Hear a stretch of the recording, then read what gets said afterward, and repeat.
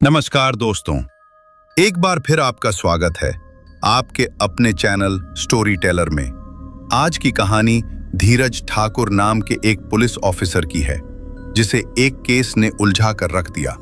कैसे उसका सामना एक ऐसी घटना से हुआ जिसने उसकी जिंदगी बदल दी। आइए सुनते हैं कहानी। पर अगर आप इस चैनल पर नए हैं तो इसे सब्सक्राइब कर दीजिए, जिससे आप हमारी फैमिली का हिस्सा बन जाएंगे और हमारी हर कहानी की नोटिफिकेशन आप तक पहुंचेगी। और अगर वीडियो पसंद आए तो इसे लाइक भी करें, जिससे हमें मोटिवेशन मिलता है आपके लिए ऐसी ही कहानियां लाने का। चलिए चलते हैं कहानी की तरफ। नवंबर 2017 की शुरुआत थी। मुझे पुलिस विभाग से नया ट्रांसफर ऑर्डर मिला। थाना बदनपुर, जिला पन्ना, मध्य प्रदेश। मैंने पहले इस गांव का नाम भी नहीं सुना था। जब मैं बदनपुर गांव पहुंचा तो सबसे पहले मुझे वहां की एक चीज ने परेशान किया। अजीब सन्नाटा। गांव पहाड़ी इलाकों के पास बसा हुआ था। चारों ओर सघन जंगल और बीच में 3-4 किलोमीटर के घेरे में लगभग 200 झोपड़ियां और कुछ कच्चे मकान। थाने की बिल्डिंग गांव से बाहर लगभग 1 किलोमीटर दूर जंगल के पास बनी थी। जैसे ही मैं वहां पहुंचा मेरी नजर थाने पर पड़ी।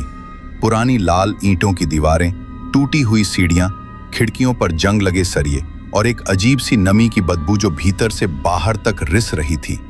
थाने की दीवार पर अब भी 2002 की एक खून लगी छाया थी। मृत्यु के बाद भी मौन नहीं हूं। थाने में मुझे सबसे पहले मिला मोहन हवलदार। उसका चेहरा थका हुआ था, आंखों के नीचे काले घेरे और माथे पर चंदन का टीका। नमस्ते साहब, उसने धीरे से कहा। मैंने जवाब दिया, ये थाना काफी पुराना लगता है। उसने कुछ पल चुप रहकर कहा, ये थाना समय से भी पुराना है।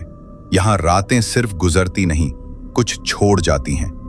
मैंने सोचा शायद वह मजाक कर रहा है, लेकिन उसका चेहरा बिल्कुल सीरियस था। फिर वो धीरे से बोला, साहब, यहाँ कई अफसर ज्यादा दिन टिके नहीं। कुछ पागल हो गए, कुछ आज भी गुम हैं। रात को मैं थाने के एक कमरे में लेटा हुआ था। ठंड बढ़ रही थी, बिजली गायब थी, जनरेटर बंद। टॉर्च जलाकर मैं फाइल पढ़ रहा था कि तभी टप टप टप किसी के नंगे पैर से चलने की धीमी आवाज बिल्कुल थाने के भीतर से। मैंने दरवाजा खोला, कोई नहीं था। मैं धीरे धीरे बाहर निकला, लॉकअप की तरफ। अचानक मुझे लगा कि मेरे ठीक पीछे कोई खड़ा है। मैंने पलट कर देखा, एक काली परछाई पल भर में दीवार के पीछे गायब हो गई। मेरी रूह कांप गई। मैंने तुरंत दरवाजा बंद किया और एक नींबू मिर्च वाला ताबीज अपने पास रख लिया। अगली सुबह जब मोहन हवलदार आया, मैंने उससे पूछा, क्या तुमने कभी महसूस किया है कि इस थाने में कुछ है? वह कुछ पल चुप रहा, फिर दीवार की एक जगह दिखाकर बोला, यहां एक निर्दोष की चीख अब भी अटकी है साहब। उसका नाम था इमरान। कौन इमरान?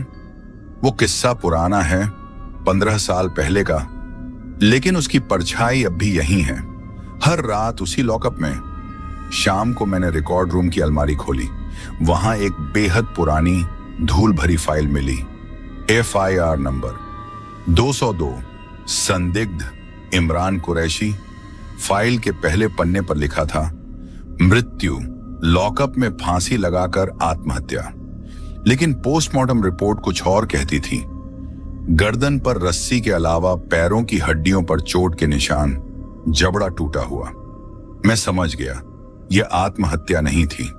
और उसी पल कमरे की खिड़की अपने आप खुली और मेज पर रखा फाइल का एक पन्ना उड़कर मेरे पैरों पर गिरा। उस पर लाल स्याही से लिखा था, मैं निर्दोष था। 7 नवंबर 2017 रात के करीब 11:30 बज चुके थे। मैं अकेला था थाने के उस पुराने रिकॉर्ड रूम में। हाथ में 2002 की वही फाइल थी, इमरान कुरैशी की मौत से जुड़ी, जो ना जाने क्यों मुझे खींचे जा रही थी। फाइल में वो पन्ना अब भी मौजूद था। उस पर खून जैसी स्याही में लिखा था, मैं निर्दोष था। मेरे अंदर एक अजीब सी बेचैनी थी।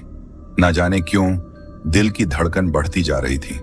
बाहर जंगल की हवा भी थाने की ईंटों को जैसे सुलगा रही थी। तभी टप टप टप थाने की लॉबी से आती नंगे पैरों की आवाज। मैंने टॉर्च उठाई और दरवाजा खोला। सामने कोई नहीं, लेकिन ऐसा लगा जैसे कोई मेरी गर्दन के पीछे सांस ले रहा हो। मैं झट से पलटा। एक परछाई जो पल भर में दीवार में समा गई। मैंने हिम्मत की, लॉकअप की ओर गया। सीढ़ियां चढ़ते हुए मेरे हाथ पैर कांप रहे थे, लेकिन कुछ तो था जो मुझे रोक नहीं रहा था। जैसे ही मैंने लॉकअप का दरवाजा खोला, अंदर घुप अंधेरा था, लेकिन दीवार पर कुछ उभरा हुआ था। मैंने टॉर्च की रोशनी मारी। एक चेहरा, अधूरा सा, जैसे दीवार में उकेरा गया हो। आंखें खुली और वो मुझे ही देख रही थी। मेरे मुंह से चीख निकलने ही वाली थी कि पीछे से एक फुसफुसाहट आई, धीरज। मैं बेतहाशा भागा, जैसे जान बच गई हो। सुबह होते ही मैंने हवलदार मोहन से कहा, सीसीटीवी फुटेज निकालो, रात 2 से 3 बजे की। हमने दोनों फुटेज देखनी शुरू की। सब ठीक था जब तक मैं बाहर नहीं गया, लेकिन फिर 2:42 कैमरा बंद हो गया। 3:07 कैमरा चालू हुआ, लेकिन मैं नहीं था। कोई और खड़ा था, एक लंबा काला साया, गर्दन झुकी हुई, हाथ लटके हुए। तभी स्क्रीन पर झिलमिलाहट हुई और सब ब्लैक। मोहन ने मेरी तरफ देखा और कहा, साहब, ये वही है, इमरान। मैं सीधा गांव के सबसे बुजुर्ग व्यक्ति रघुनाथ तिवारी के पास गया। उन्होंने जैसे ही इमरान का नाम सुना, लंबी सांस ली और बोले, उस पर झूठा आरोप लगा था कि उसने सरपंच के बेटे को मारा। पुलिस ने यहां लॉकअप में इतना मारा कि उसकी हड्डियां टूट गईं। फिर कहा गया आत्महत्या, पर इंसाफ नहीं मिला, इसलिए उसकी आत्मा अब तक यहीं है। मैं सुनते सुनते सन्न रह गया। उस रात करीब 2:50 मैं हड़बड़ाकर उठा। ऐसा लग रहा था जैसे कोई मेरी सांसें गिन रहा हो। मैंने टॉर्च जलाकर देखा, कोई नहीं, पर दीवार पर लाल रंग से कुछ लिखा था, सच वापस लाओ नहीं तो मैं ले जाऊंगा। कसम से मेरी रीढ़ की हड्डी तक ठंडी हो गई।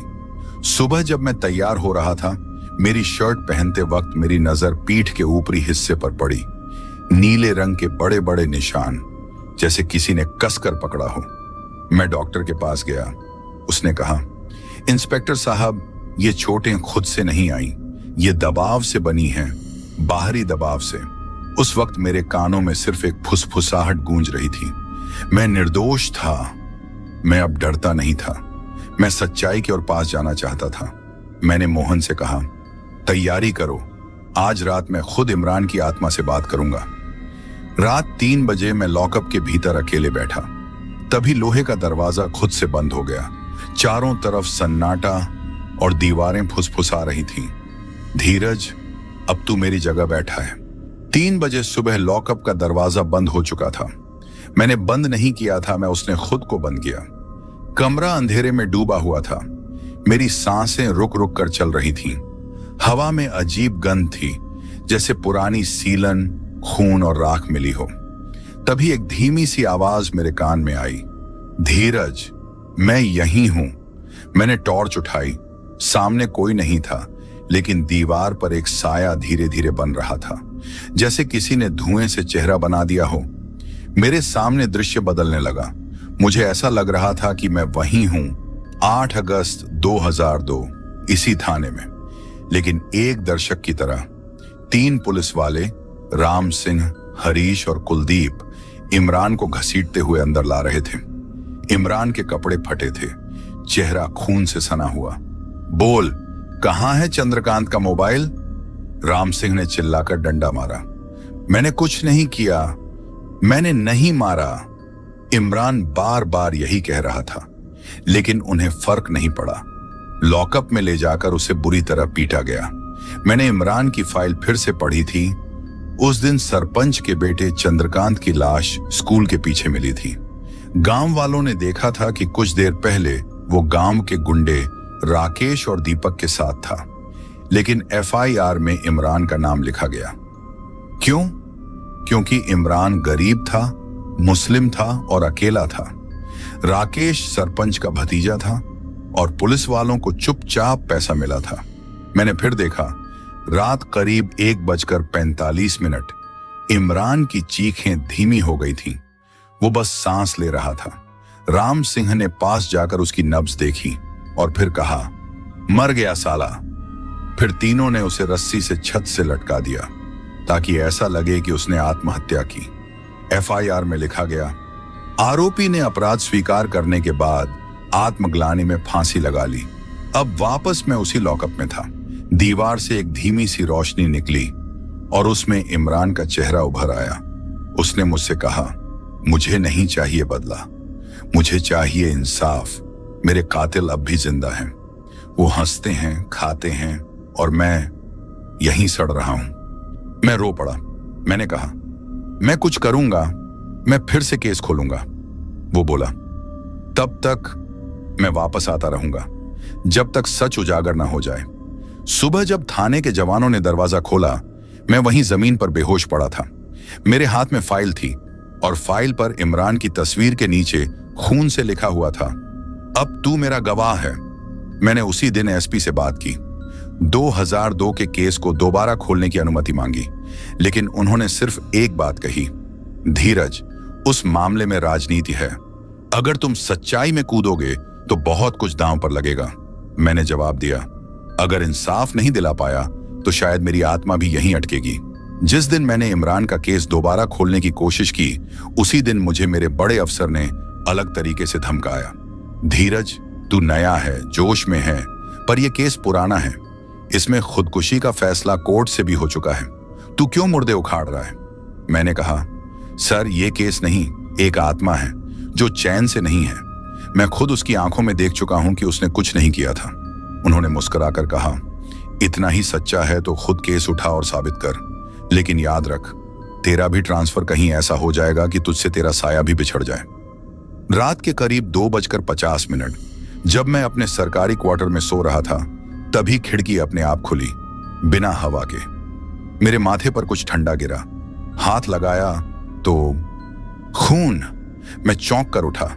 सामने आईने में देखा तो मेरे पीछे खड़ा था वो, लंबा अधमरा सा साया, लेकिन चेहरा इंसानी नहीं था।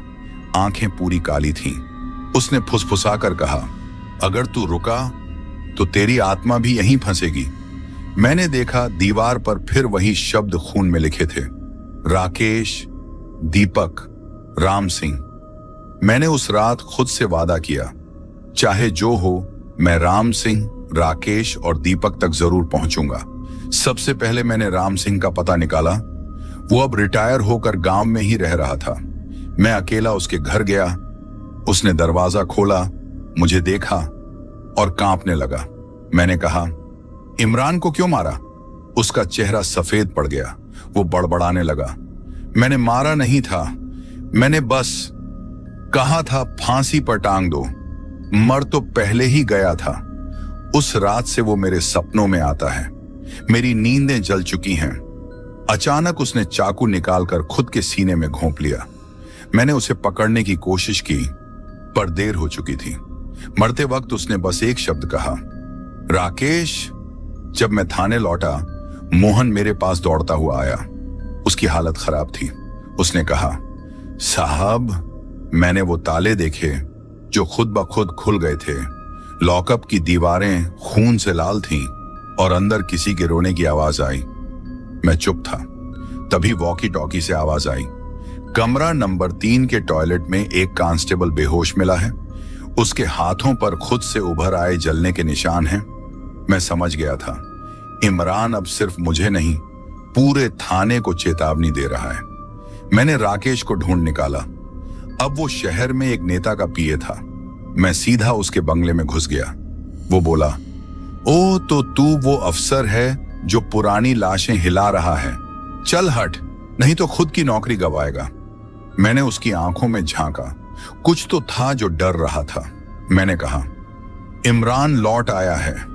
उसके चेहरे से सारा रंग उड़ गया। वो तो मर गया था। हमने तो सब रफा दफा कर दिया था।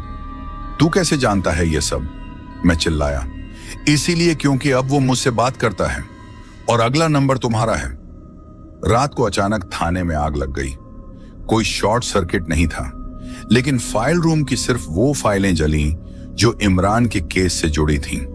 मैंने बाहर जाकर देखा, बिजली के खंभे पर कोई खड़ा था, साया, काला, और उसकी आंखें जली हुई थीं।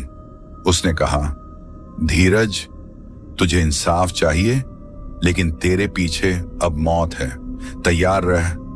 3 दिन बाद ही ट्रांसफर ऑर्डर आ गया। मुझे भेजा गया बिहार के एक वीरान थाने में, जहां कोई आता जाता नहीं था। रात को जाने से पहले जब मैं थाने से सामान समेट रहा था, लॉकअप में फिर वही आवाज आई, अगर तू गया तो मैं वहीं आ जाऊंगा। मुझे बिहार के एक दूर दराज इलाके में ट्रांसफर कर दिया गया। थाना चंदापुर, चारों तरफ जंगल, सन्नाटा और टूटी हुई सड़कें। थाना भी आधा जर्जर था, बिजली बार बार जाती रहती थी। मेरे साथी सिर्फ 2 सिपाही, एक बुजुर्ग हवलदार और एक नया कांस्टेबल। पहली रात ही कुछ गलत लगा। जब मैंने फाइल टेबल पर रखी और सोने गया, अचानक लगा कोई मेरे कान के पास फुसफुसा रहा है, धीरज, अगर यहां से गया तो तुझे मुक्ति नहीं मिलेगी। मैंने टॉर्च जलाकर देखा, कोई नहीं था। दूसरे दिन मैं थाने के पीछे के कमरे में गया, जहां स्टोर रूम था। अंदर एक पुराना आईना पड़ा था। जैसे ही मैंने उसमें देखा, मेरा चेहरा नहीं, इमरान का चेहरा था। मेरी आंखें काली, होंठों से खून बहता हुआ और पीठ पर वही फांसी की रस्सी का निशान। मैं पीछे मुड़ा, कोई नहीं था। मैंने खुद से पूछा, क्या मैं अब सिर्फ इंस्पेक्टर हूं या कुछ और? इमरान की आत्मा अब मेरा शरीर इस्तेमाल कर रही थी, मुझसे उस सच्चाई को सामने लाने के लिए जो कानून और सत्ता छुपा रहे थे। एक रात खबर आई, दीपक की लाश रेलवे ट्रैक के पास मिली थी, सिर धड़ से अलग, और पास में दीवार पर खून से लिखा था, मैंने नहीं मारा, उन्होंने मारा था। पोस्टमार्टम रिपोर्ट में सामने आया, दीपक की आंखें पहले ही बाहर निकाल दी गई थीं और जीभ कटी थी। शहर में हड़कंप मच गया। मैं समझ गया, इमरान की आत्मा ने दूसरा हिसाब चुका दिया था। राकेश अब एमएलए का पर्सनल सेक्रेटरी बन चुका था। मेरी हर हरकत पर नजर रखी जा रही थी। फिर मुझे निलंबित कर दिया गया। कारण बताया गया, मानसिक अस्थिरता और अंधविश्वास फैलाने का आरोप। अब मैं वर्दी में नहीं था, पर मेरे भीतर कुछ और जिंदा हो चुका था, इमरान की आत्मा और उसका अधूरा बदला। 13 अगस्त 2025 रात 2:37 मैं अपने सरकारी क्वार्टर में अकेला बैठा था। लाइट चली गई, फोन बंद, कोई नेटवर्क नहीं। फिर दरवाजे पर दस्तक हुई। खोलते ही देखा राकेश, पसीने से लथपथ, आंखों में डर। धीरज, मुझे बचा ले, वो अब मेरे सपनों में नहीं, मेरे घर में है, मैंने कहा। अब देर हो चुकी है। तभी एक ठंडी हवा का झोंका आया और राकेश जमीन पर गिर पड़ा। उसका शरीर अकड़ने लगा और उसकी आंखों से खून बहने लगा। मुंह से बस एक नाम निकला, इमरान। तभी पीछे से मैंने देखा, इमरान की आत्मा ने पूरा रूप ले लिया था। जलता हुआ चेहरा, रस्सी के निशान और आंखें इतनी गहरी कि उनमें मौत उतरती दिखे। आत्मा राकेश के ऊपर झुक गई और वो वहीं तड़पते हुए मर गया। राकेश की मौत के बाद दीवारों पर खून से लिखा था, धीरज, तुझे धन्यवाद, तूने मेरा सच उजागर किया। अब मैं मुक्त हूं। लेकिन साथ ही एक और लाइन थी, लेकिन तू अब सच्चाई जान चुका है, तू भी कभी चैन से नहीं रहेगा। उस रात के बाद मैं कभी सो नहीं सका। हर रात कोई मुझे देखता है, हर आईने में मुझे कोई और दिखता है। आज 3 साल हो गए हैं। मैं कहीं का थानेदार नहीं, बस एक सस्पेंडेड अफसर हूं जो एक टूटी डायरी में यह सब लिखता है। पर जब भी मैं इस केस की फाइल खोलता हूं, एक साया मेरी कुर्सी पर आकर बैठ जाता है और कहता है, अब तेरा नंबर है। इमरान को इंसाफ मिला, लेकिन इंसाफ देने वाला कभी फिर चैन से नहीं जी पाया। दोस्तों, अगर आपको कहानी पसंद आई हो तो इसे लाइक जरूर करें और चैनल को भी सब्सक्राइब करना ना भूलें। मिलते हैं अगली कहानी के साथ, तब तक अपना ध्यान रखें।